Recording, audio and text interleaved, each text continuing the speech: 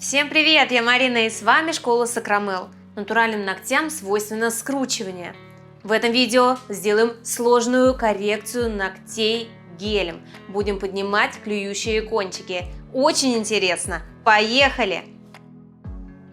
Посмотрим на исходное состояние ногтей.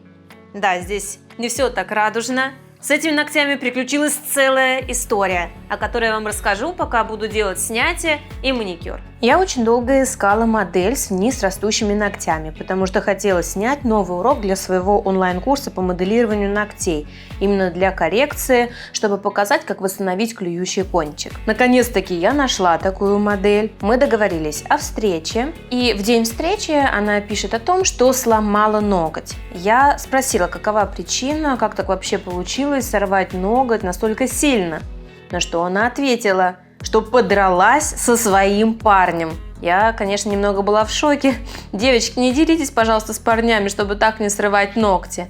И порекомендовала ей несколько дней походить так, без покрытия, без наращивания, чтобы ногтевая пластина восстановилась и немного зажила. Назначили мы новый день, встречаемся. Она приходит ко мне, садится в кресло, и я вижу снова сорванные ногти. И еще плюс 2 таких же под корень. Тут я удивилась и снова спрашиваю, что же ты ими делала, как сломала? Она говорит, я закрывала машину и случайно дверью прищемила ногти. Я, конечно, была шокирована, что каждый раз, когда мы с ней назначали встречу, она срывала какие-либо из ногтей. Но это и понятно, потому что длина большая, свободный край перевешивает, плюс он клюет вниз. От этого появляются небольшие отслойки в зоне кутикулы и такие больные сломы. Поэтому оптимальное время для коррекции – это 3-4 недели. После этого архитектура меняется, становится неправильной, и мастеру необходимо это исправить. Я приняла решение все-таки нарастить те ногти, которые были травмированы. Я взяла на себя смелость нарастить такие ногти, потому что в этот раз сломы были не столь сильные, как первый раз она мне присылала фото. Но действовала предельно аккуратно. Во время шлифовки ногтевой пластины я всегда уточняла, нет ли неприятных ощущений, не больно. И всегда работала в контакте со своей моделью. В общем, такая история с ней приключилась. Мораль сей басни такова, пожалуйста, не делитесь со своими ребятами, аккуратнее закрывайте двери автомобилей и вовремя приходите на коррекцию. И обязательно, конечно, об этом рассказываем своим клиентам. Ну а мы продолжаем подготавливать ногти к коррекции, делаем комбинированный маникюр. Как обычно, пламенем диаметром 0,21 зачищаем птеригии, приподнимаем кутикулу, готовим ее к срезу.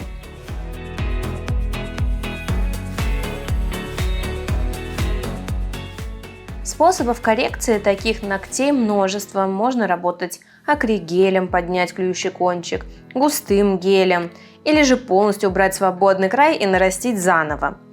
Та рука, которая у меня предназначалась для курса, я сделала в одной технике, а эту будем делать в другой.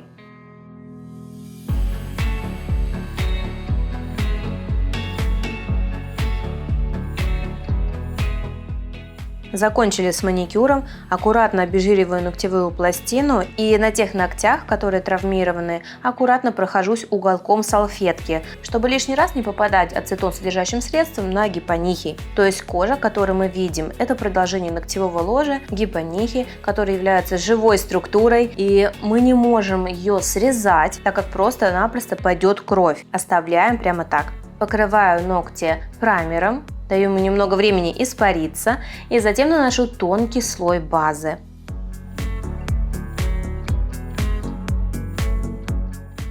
На свободном крае сорванных ногтей располагаю кисточку параллельно для того, чтобы не попадать на кожу.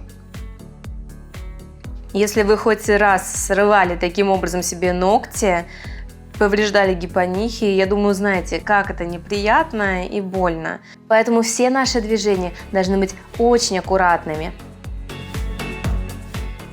Подписывайтесь в социальных сетях, там вас ждет еще больше полезной информации.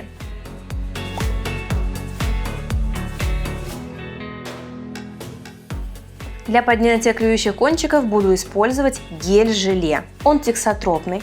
то есть в состоянии покоя неподвижен, но как только мы начинаем активно работать кистью, он разжижается, меняет свою структуру.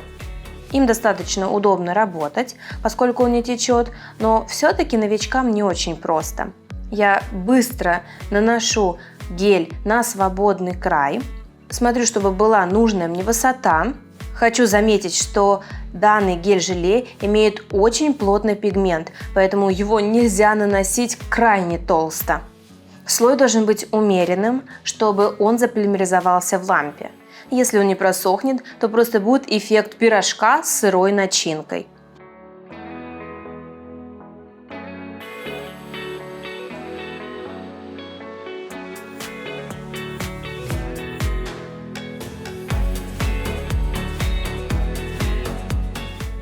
По архитектуре мы должны от точки вроста видеть прямую до свободного края, если ногти растут вниз.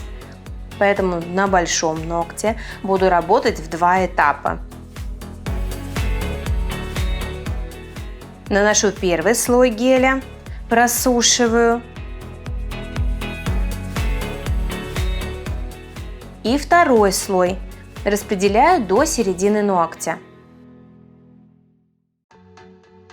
Гель-желе нам все равно придется опилить, поэтому не трачу время на его раскладывание. Например, если бы мы делали акригелем, нам понадобилось больше времени на раскладывание, но меньше на опил. Здесь наоборот. Далее уже каждый мастер выбирает удобную для него технику. Приступаем к моделированию сломанных ногтей. Буду использовать стандартные шаблоны, не верхние формы. Важно поставить форму не под гипонихи, не под эту кожу, а под ноготь. Поэтому правильно вырезаю форму достаточно глубоко.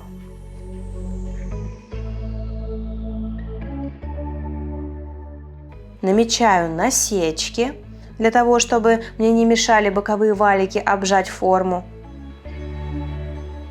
Снимаем с подложки, склеиваем на форму миндаль, аккуратно устанавливаем. Здесь я была предельно внимательна, смотрела за реакцией моей модели, чтобы она не сказала «ай». Нам важно только состыковать форму с натуральным ногтем. Не нужно стараться сильно запихнуть форму под него. Как раз таки от таких действий клиенту будет больно. На среднем ногте улыбка совпадает с углублением на форме, поэтому дополнительно не вырезаю, только намечаю насечки для освобождения валиков.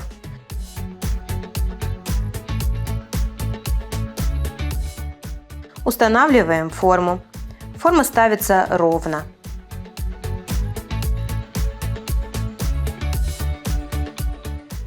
При помощи измерителя запоминаю, какую длину необходимо выложить, чтобы меньше использовать материала и меньше пилить в дальнейшем.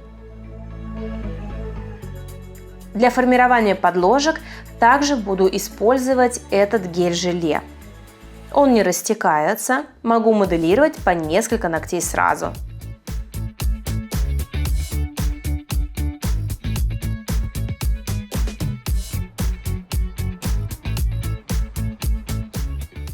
После просушки снимаем формы, наша подложка готова, нам остается ее подпилить и создать архитектуру.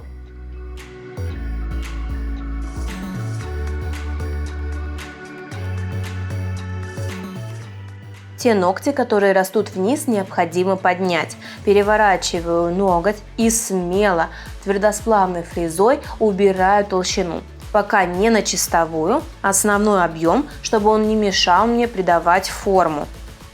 Все, что могу сделать насадкой, делаю ей, чтобы лишний раз не пилить пилкой.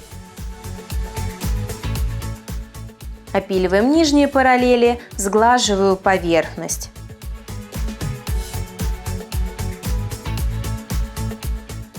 Хотите развиваться и знать больше о маникюре? Приглашаю в базу знаний школы Сакрамел.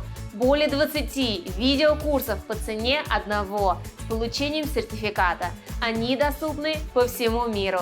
Для подробностей переходите по ссылке в описании.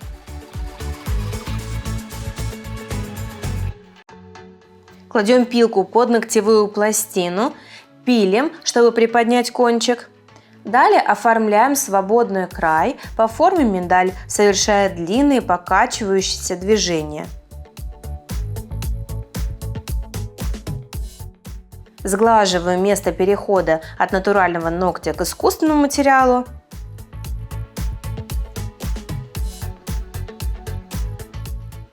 И дорабатываю неровности.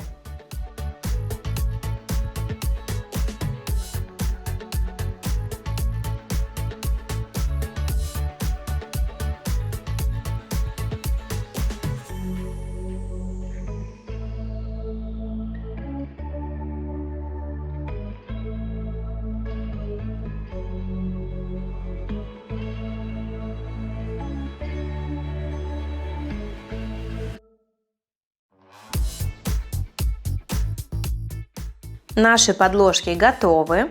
Теперь приступаем к нанесению объемного моделирующего слоя.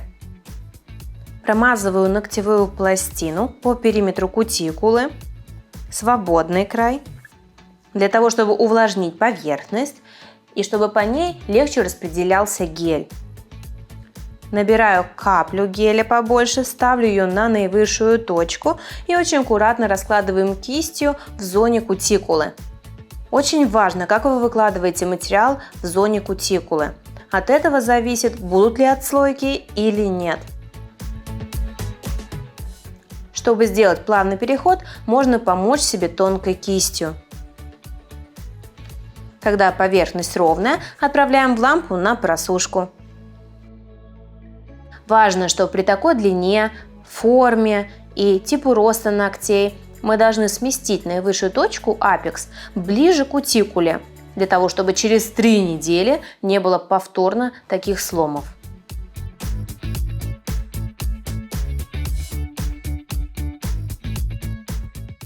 Обожаю этот момент раскладывания геля и создания идеальной архитектуры и блика.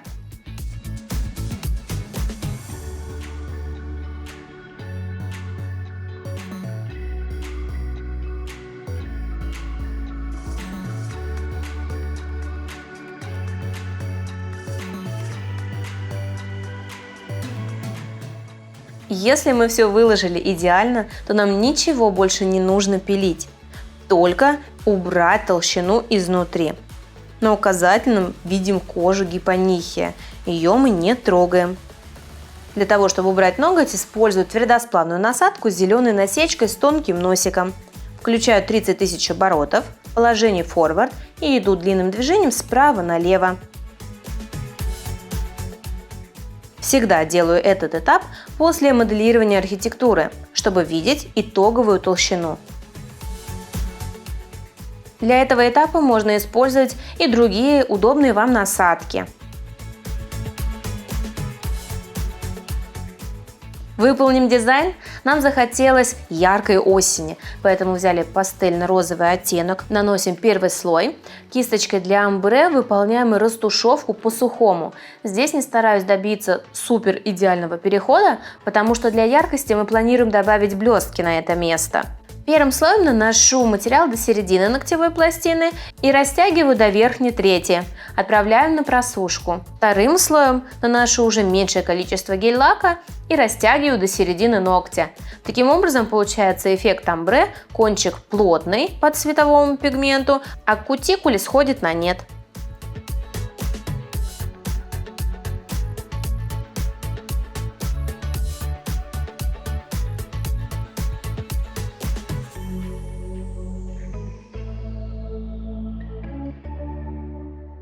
Теперь берем прозрачные блестки разноцветные и кладем на место перехода. Таким образом мы убиваем двух зайцев. Не будет виден переход омбре, а также добавили красоту. Один из запросов у моей модели было незаметное отрастание в зоне кутикулы. Поэтому камуфлирующий материал мы там не перекрывали. Покрываем все топом в средний слой, для того, чтобы наши блестки не топорщились, были неощутимы, а поверхность была гладкой. Для этого переворачиваю ноготь на 10 секунд, чтобы материал самостоятельно распределился в правильную архитектуру, и отправляем в лампу на просушку. Топом покрываю по одному ногтю.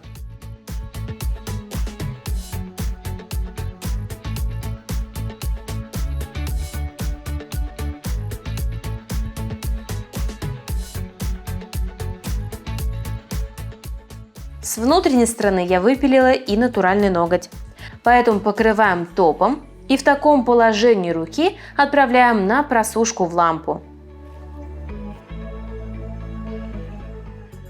Две руки у нас разные по цветовому решению. Уже не в первый раз делаю маникюр с разными цветами на двух руках. Что об этом думаете вы, сделали бы себе?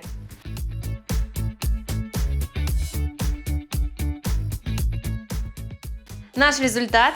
Видео было полезным, понравилась техника, ставьте пальчик вверх, подписывайтесь на канал. Ну а я желаю всем счастливо, успехов, пока-пока!